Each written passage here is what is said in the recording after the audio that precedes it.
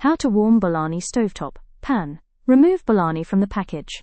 Heat a non-stick pan over medium heat. Place Bolani in the pan. No oil needed, or a few drops for extra crispness. Pan fry 1 to 2 minutes per side, until hot and lightly crispy. Microwave. Place Bolani on a microwave-safe plate. If refrigerated, heat for 30 to 60 seconds. If frozen, heat for 1.5 to 2 minutes. Oven, toaster oven. Preheat to 350 degrees Fahrenheit, 175 degrees Celsius. Place Bolani on a baking sheet.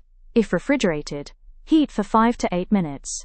If frozen, heat for 10 to 12 minutes. To serve, cut into portions, serve warm, and pair with plain yogurt or dough, a yogurt-based, refreshing Afghan drink, delicately blended with fresh or dried mint, ice, and a touch of salt. Smooth, cooling, and perfectly paired with Bolani for a true Afghan experience. Enjoy a savory Afghan classic by Harroz, crispy, flavorful, and rooted in tradition for your food adventure.